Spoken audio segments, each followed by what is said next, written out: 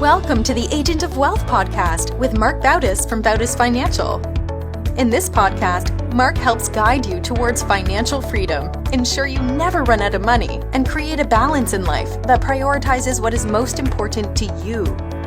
Join us for this journey as Mark draws from years of expertise and guest experts to solve the multiple wealth building challenges involved in your financial life.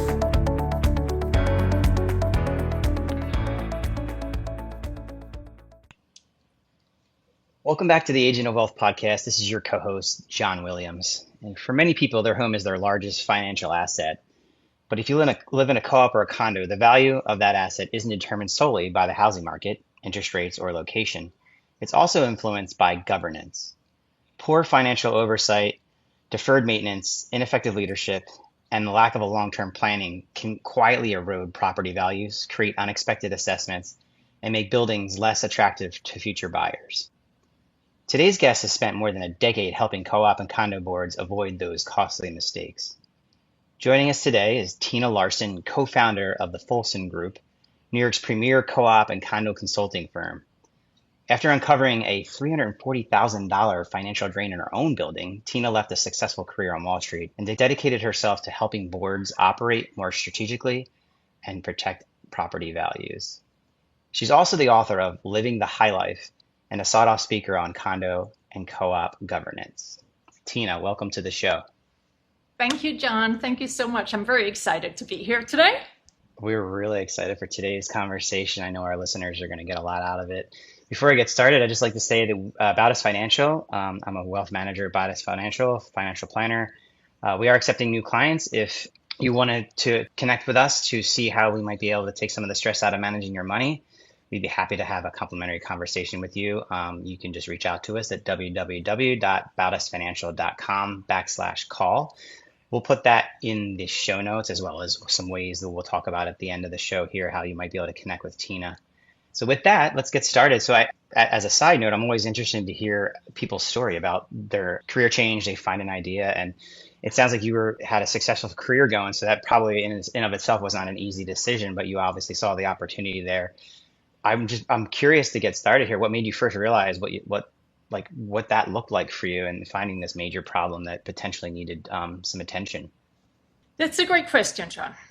And it was a process. Oh, first, let me tell your listeners that I'm from Sweden in case they're trying to decide what my accent is.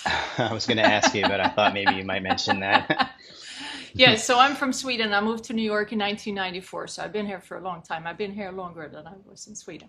Anyways, so I worked on Wall Street. I was a business analyst on Wall Street, in a financial services industry, and I was a general analyst. My husband and I, we had an RIA together, and we owned an apartment together, which happens to be a co-op. And we said to ourselves, one day we were like, there's no inflation, 15 years ago, no inflation, yet our maintenance, which is basically the rent or the common charges or the HOA fees, whatever you want to call them, they were increasing by 5% per year for the last 10 years at that time. And we went like, they're not doing a good job. They're wasting our money, kind of like a doge. So we spoke with some of our neighbors and we organized a coup and we took over the board. And then the new board asked me to help them identify any savings, if I could find any savings. So I used my analytical skills from my financial services background. I applied it as this was a brand new industry, and we were able to discover $340,000 in savings. In that process, we realized that board have their limitations, and the property manager who acts on the board's decisions, there's a big gap there, and there's nobody who really helps fill that gap. So we started our business over 12 years ago, close to 13 years ago, to fill that gap. Yeah. I was mentioning to you, like I've seen these problems firsthand, like spending a lot of time in Florida. I'm not super involved, but to me, a lot of times these are like volunteers. I guess I'm more curious about your specific situation. Did you kind of take a step back and be like, wait, what's going on here? Like, what were some of the things you identified that were ultimately like just glaringly wrong with the way things were being governed?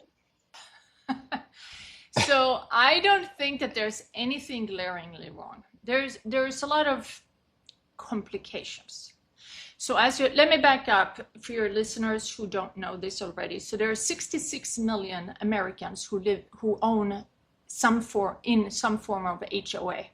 They might be called HOA, they might be called community association. In Florida, they're very often called condos. In New York City, they happen to be called a co-op or condo. That's just the legal structure of the organization. Our specialty is not a gated golf community. Our specialty is apartment buildings. But whether they're located in Miami, in Surfside, which we had nothing to do with, or in New York City, they have a similar structure, right? And in those, so if you have an apartment building, you have all of these owners, and then for obvious reasons, not all of them can make decisions. So therefore, they have an annual meeting and a nomination process, and then all the owners, they vote in a few board members who then make decisions on the entire, kind of like a miniature government. Problem is that they are volunteers. They're doing this on their spare time. They already have a full busy schedule in most cases. They're doing it with very little technical knowledge. So engineering and facades and balconies. I mean, how many just random volunteers who happen to own an apartment would have the technical skills in that area, right? And then many of them make multi-million-dollar decisions, which some have, but many of them have never made on the behalf of others before.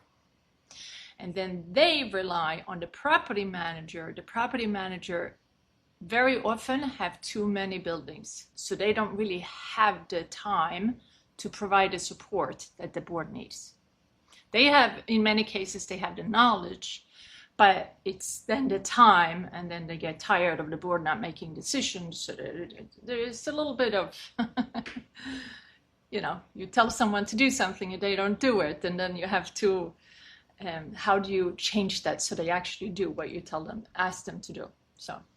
Yeah, there's probably maybe in the beginning few that show up, and then they see there's a really big problem, and by that time it may be already too late. Kind of some of these decisions were already made, and I imagine there's a lot of friction between the actual building owners and these board members at certain points, and I'm sure you have stories about how that can get ugly. Yes, it can. On one hand, I look at it and I'm like, all right, well, no good deed goes unpunished. Like, you're volunteering your time. But at the same time, these are really big decisions, a lot of money involved. And then it's for the safety of the residents, right? It's not only deciding on the color of the lobby, it's actual safety issues, Sure. Elevators, facades, balconies, roofs. I mean, they're major safety risks. Yeah, whenever you mention the word safety balcony in New York City, I'm sure the size of the buildings that are there, it doesn't take a genius to know that that's something that somebody's going to be pretty concerned with. Yeah.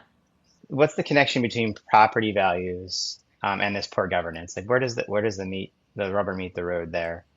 So there are two separate ways that property values increase. So property values increase the lower your monthly fees, meaning your common charges, HOA fees, maintenance, it's called.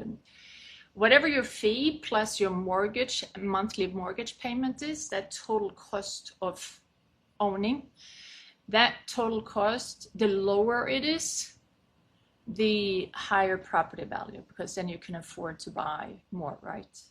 So not wasting any money allows for the maintenance fee or the common charges to stay low, and the lower it is, the higher the property value. So there's that aspect to it. And then it's also the aspect of a building that is in tip-top shape.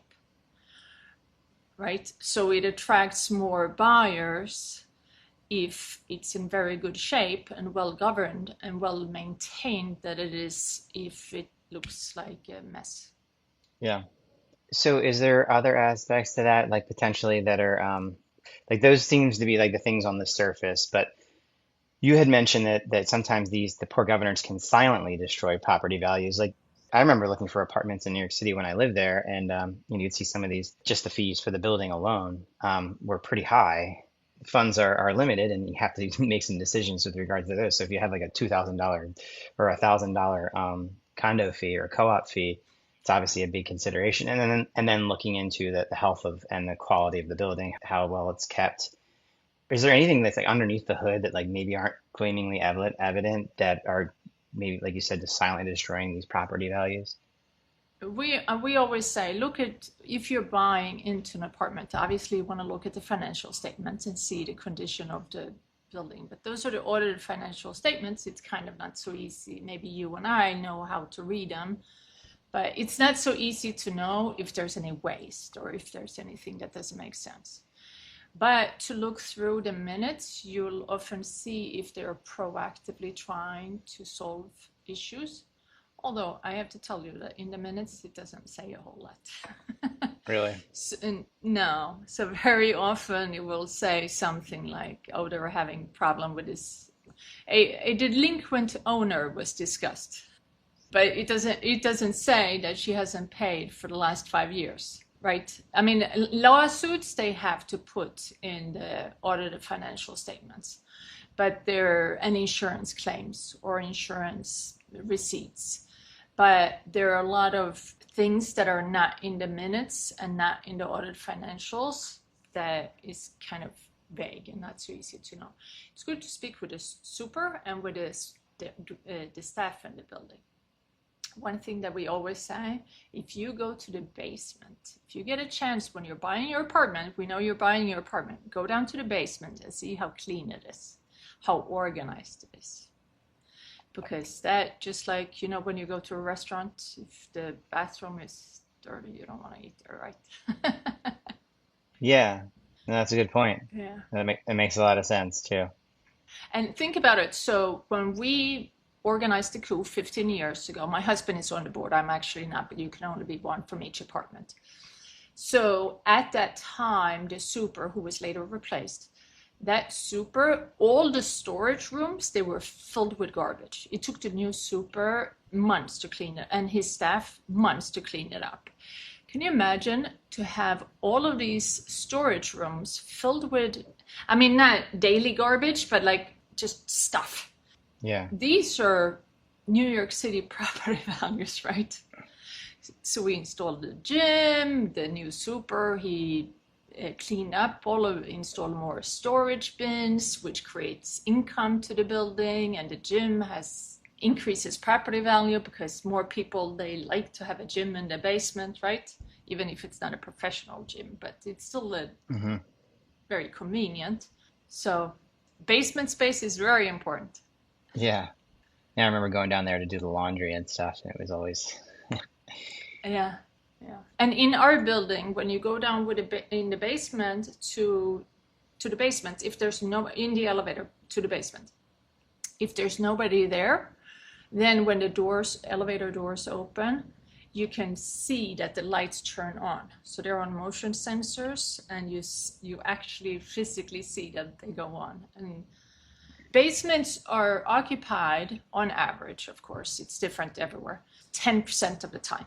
So even if you put in LED, very efficient lights, if you have them on motion sensors, then 90% of your electricity is saved. Yeah, every little bit counts, that's for sure.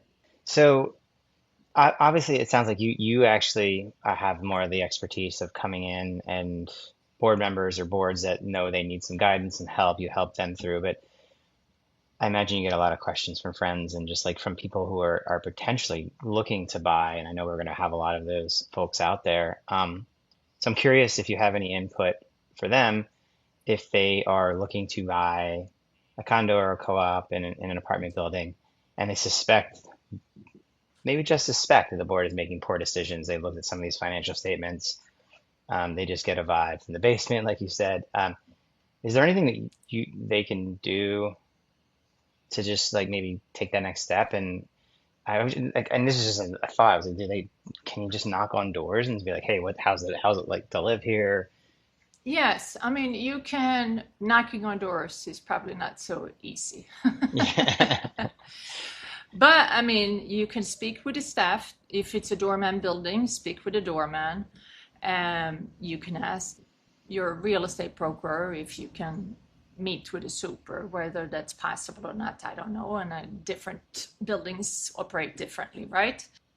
I mean, take the elevator up and down a few times and see if you bump into someone. Yeah.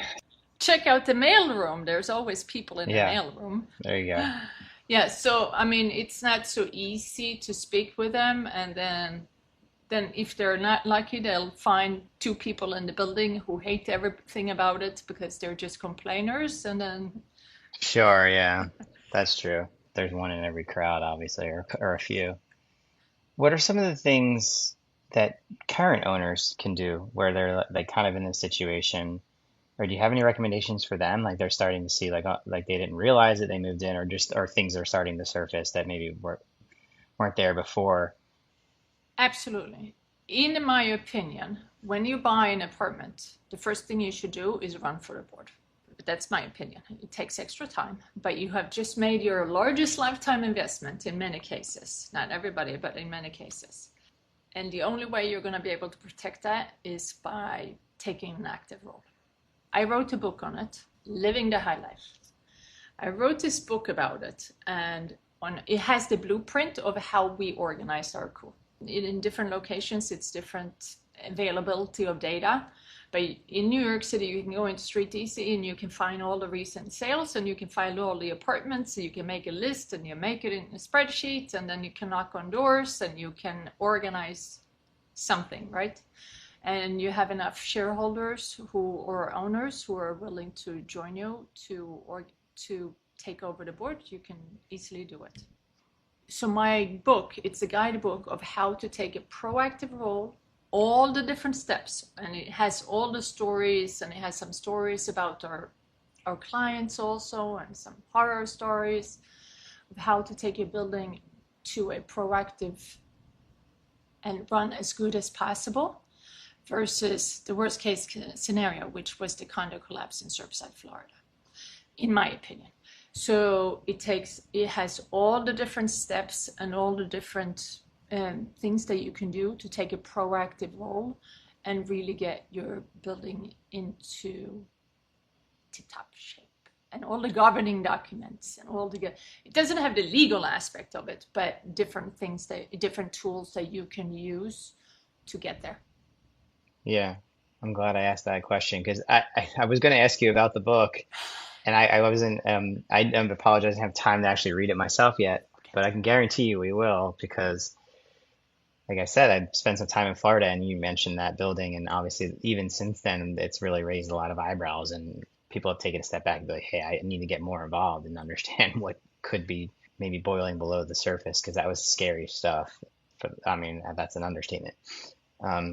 And I imagine, like you said, your time and like sometimes you just taking that extra, even if you don't win the spot, you'll probably learn a lot through that process and meet some people. And is it as simple as I might say, like you show up to a few meetings and then anyone can put their hat into the ring? I mean, is it like I'm sure there's complexities to it, but And you would never believe this, but most annual meetings, you show up at the annual meeting, you raise your hand. There's one annual meeting per year, and that is where where the election takes place. Now, in our clients' buildings, that's not how it's done. Can you imagine if you own one share of Apple, you show up at the annual meeting and you raise your hand and say, oh, I want to be on the board? Yeah, I don't think so. So what we do for all of our clients and our own building is that we have a nomination process where you have to you have to send in your bio, why do you want to be on the board, etc. And it's a date, which is, I don't know, 10, 14 days before the annual meeting. So nobody can only just raise their hand. They actually have to apply like you would apply for anything else in life, right? mm-hmm. And then automatically, if you apply and you meet all the requirements, then you're put on the ballot and then people can vote for you or not. Yeah.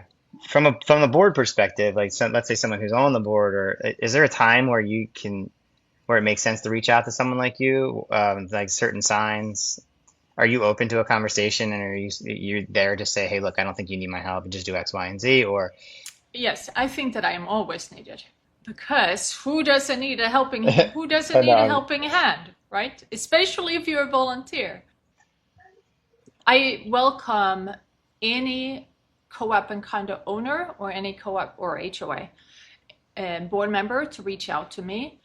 We have a long list of various ways of working together, and in some cases it can be as simple as taking our new board onboarding course, which is brand new. Very often new board members, they don't really know how it works, so we created a brand new course, which is a 9-module course.